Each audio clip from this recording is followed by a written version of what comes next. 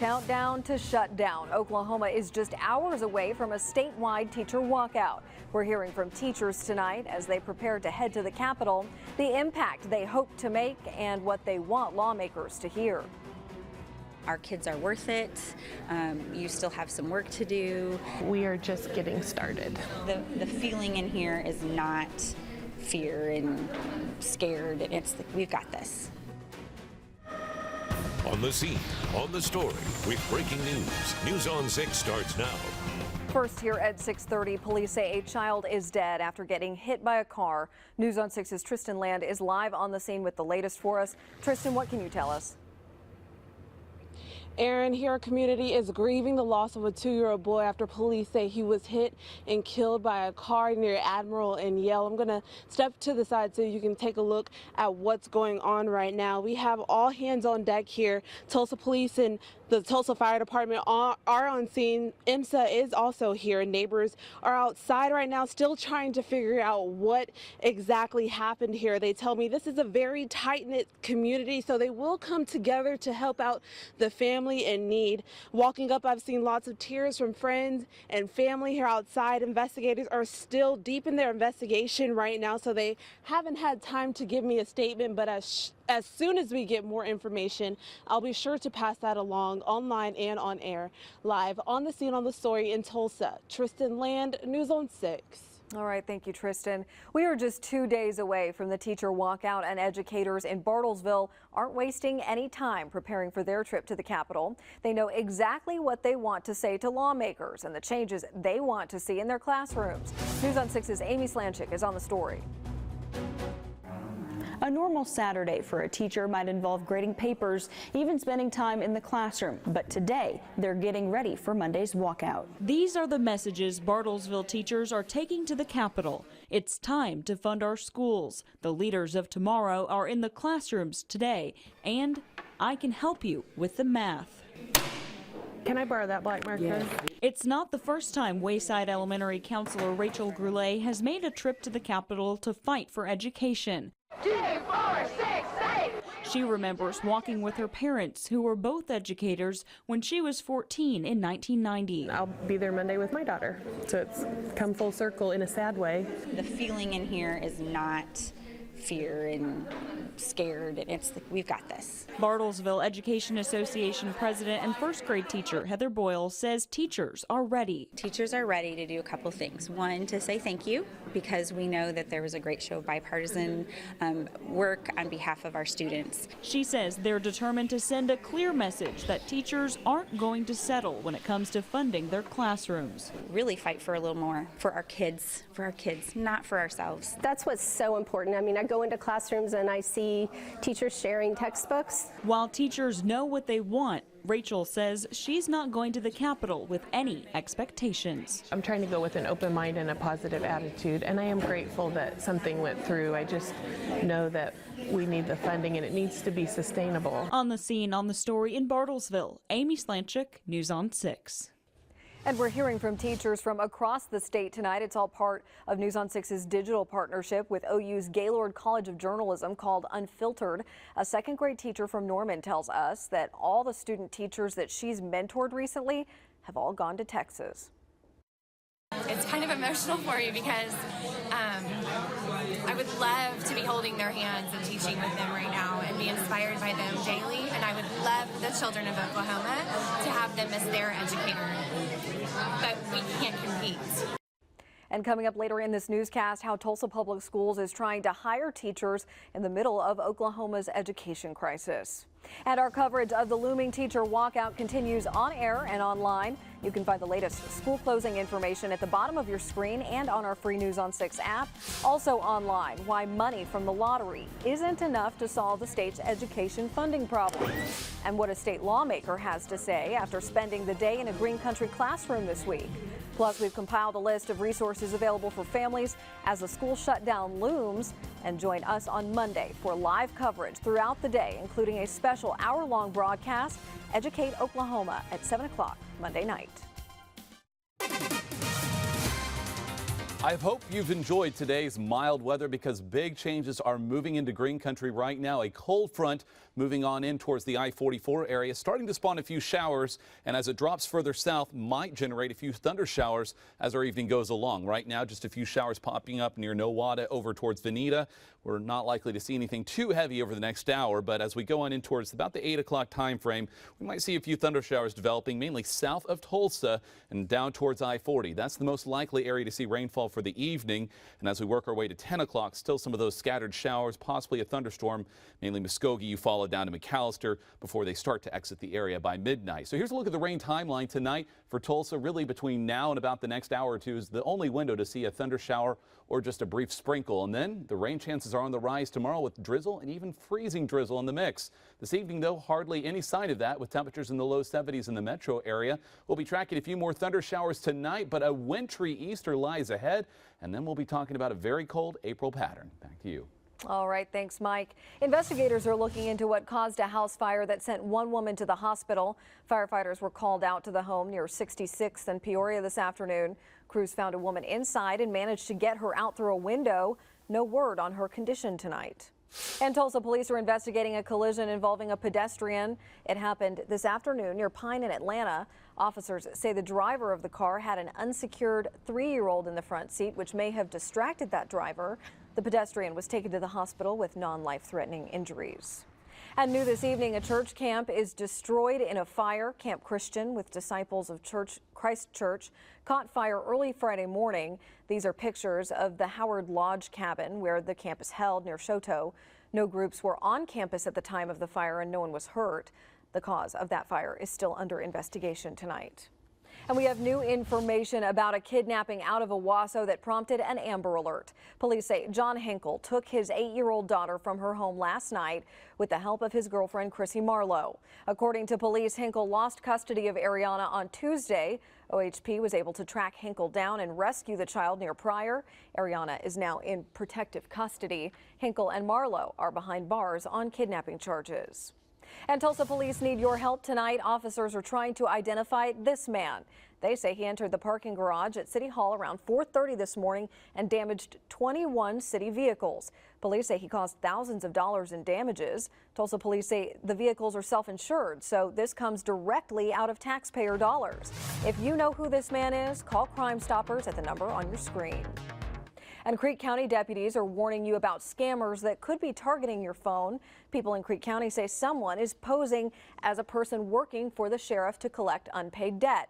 They say the scammer threatens to get an arrest warrant if they don't pay up. They say if you get a call like this, call Creek County at their non-emergency number. And a massive space station is on a collision course for Earth right now. We saw this big ball of fire come racing across the sky. What an Oklahoman who was once hit by a piece of space debris says about her experience. Plus, we'll tell you where the spacecraft could strike.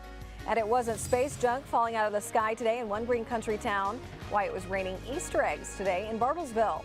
And Mike is tracking another touch of winter weather that could impact your Easter plans. He has our very chilly holiday forecast coming up.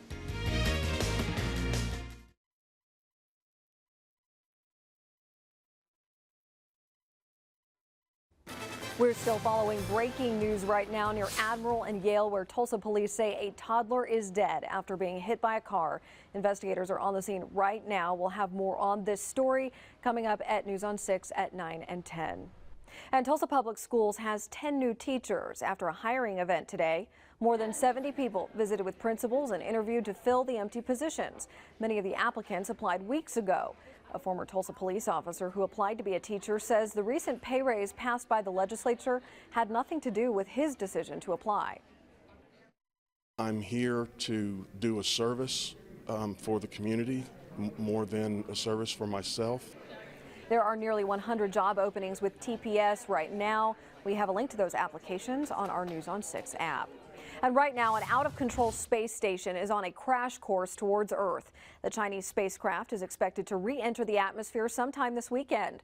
Experts aren't sure exactly where pieces of the nearly 9.5-ton spacecraft might land, but say it likely won't pose much threat to people. In fact, the only recorded incident of a person getting hit by falling space junk happened right here in Tulsa. Lottie Williams says she was walking through a park on January 2nd of 1997 when a piece of metal fell out of the sky and brushed her shoulder. I guess I was in the right place at the right or wrong time. If it starts coming for you, run. Lottie was not hurt in that incident. Experts say debris from the spacecraft could land anywhere from 43 degrees north and 43 degrees south latitudes, most likely over the Pacific Ocean. And tomorrow is Easter Sunday, and some Oklahoma kiddos are already enjoying some sweet treats this holiday weekend. A helicopter dropped 50,000 Easter eggs at Sooner Park in Bartlesville today. Spirit Church put on the event for kids of all ages who all searched to find the golden egg. You're just like running and looking for the golden egg, and even if you don't get it, it's still fun because you get to get eggs and candy. There's candy inside? And toys. Candy and toys. There are plenty of things to enjoy, like inflatable jump houses, face painting, and food trucks. Now, the Oklahoma weather expert, Mike Grogan. And it was the perfect day to enjoy that. Tomorrow, not so much. Here's the transition as we see a cold front moving on in, along at a few brief showers that could extend down into the Tulsa area in the next hour and possibly produce a shower or two for us as well. But for the most part, it is quiet at this time. So the evening hours call for that chance of rain mainly south of Tulsa. A few thunderstorms are possible. We do expect them to be below severe limits, though, so this should not be anything that's going to be too dangerous, but possibly a nuisance for those evening plans. Our future view model shows how that may evolve between now and about 8 o'clock this evening. We'll see kind of that broken line forming in areas mainly south of I-44. So the more likely areas are going to be from Grove to Tahlequah, back to Muskogee, Eufaula, Okemah. Just count on maybe a brief downpour this evening and a clap or two of thunder. As we go on into midnight into the 3 a.m. time frame, that shower activity will be confined mainly to southeastern Oklahoma. Notice the temperatures, though, they are dropping, so we are certainly going to be seeing the big changes in just hours. For now, though, looking into downtown Tulsa, some of those clouds look like they're producing rain, but none so far. It's 73, light wind out of the north, and that's going to pick up as our evening goes along. And temperatures still remaining mild pretty much area-wide, even in Coffeyville, still in the upper 60s. Okmulgee at 69, 72 in Eufaula, 73 in Pawnee as that north wind begins to kick in.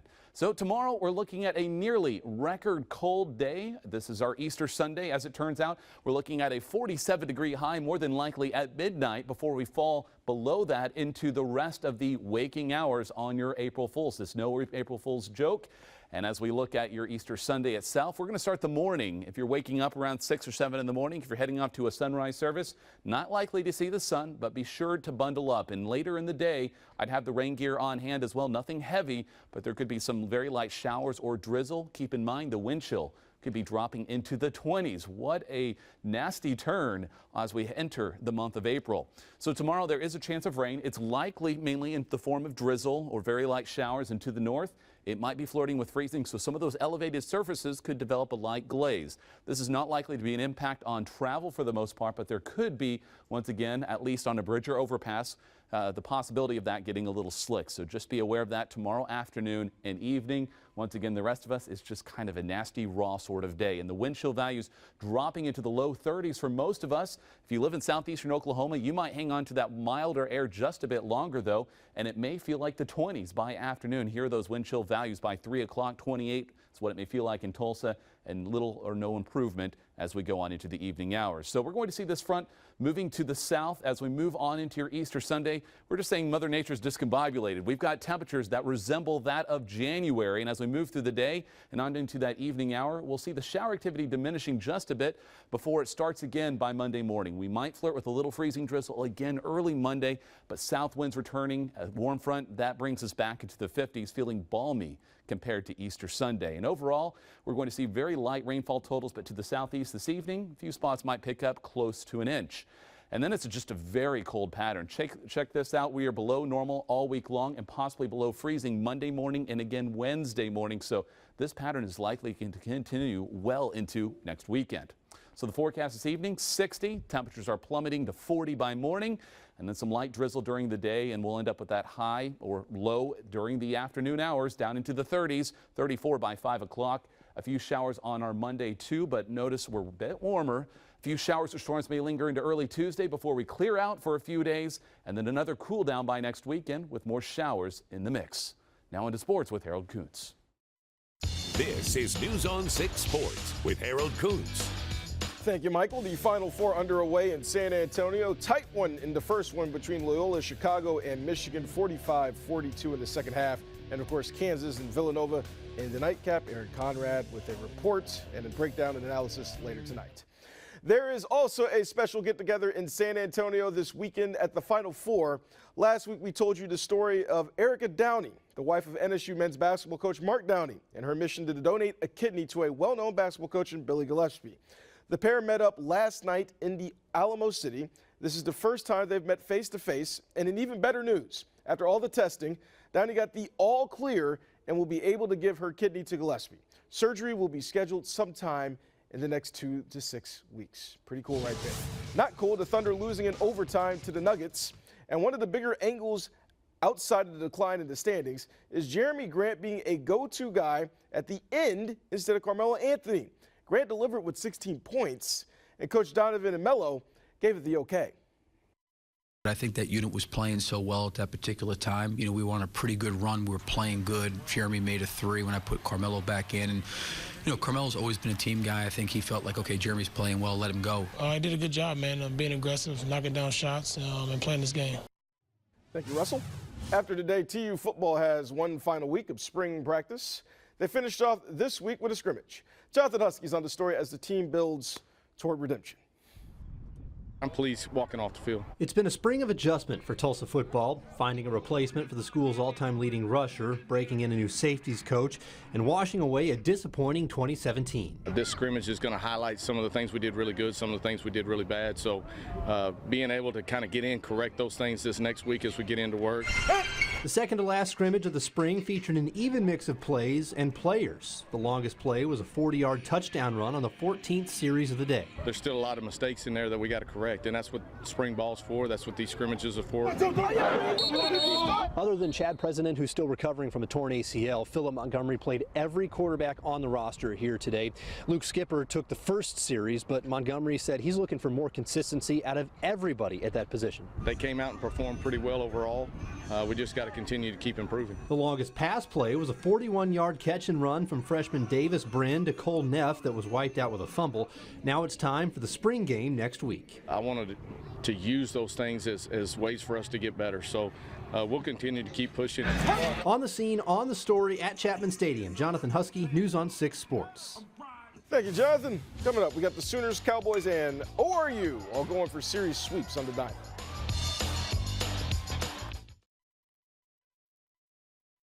Baseball series finale. Baylor and OU. Sooners looking to stay perfect in the Big 12. 2-1 Oklahoma, bottom of the fourth. They're breaking it over. K. Cavalli from Bixby. 2-run shot over to Berman, left center. 4-1 OU. 2 outs in the inning. Still Walker says, anything you can do, I can do better. I can do anything better than you. 6-1 Finale. OU sweep Baylor for the first time in school history. OSU and TCU playing a doubleheader. They took game 1 late last night in 11, so Pokes took the series with a 12-7 win in the first game today, which is game 2 of the series. Game 3 of the series, not so well. 6-0 TCU in the second inning. Golden Eagles going for the series sweep of North Dakota State. They call them the Bison. Bottom of the second, my friends. It's time for a 2-out rally. Cal Hernandez up the middle. Next up, Noah Cummings. Deep to right center. 1 hop off the wall. 2 come in to score 4-0 Golden Eagles. Not done yet, says Alex Schmidt. Another single, another run, 5-0. They hang on, 6-5 to sweep the series. First ever afternoon match for the Roughnecks against Orange County. Never do these again. OC up in the 19th inning. Richard Chaplow sends a 22-yard strike, gets deflected past Serta. 2-0. 29th minute off a free kick off a red card from Tulsa. Thomas and Dolphin finds the black of the net. 5-0 to the OC. We thought they were just a good TV show. He's been very disgruntled all day. I understand reason for that. Well, we're going to be talking about very cold weather tonight at 9 and 10 for Easter Sunday. All right, join us then.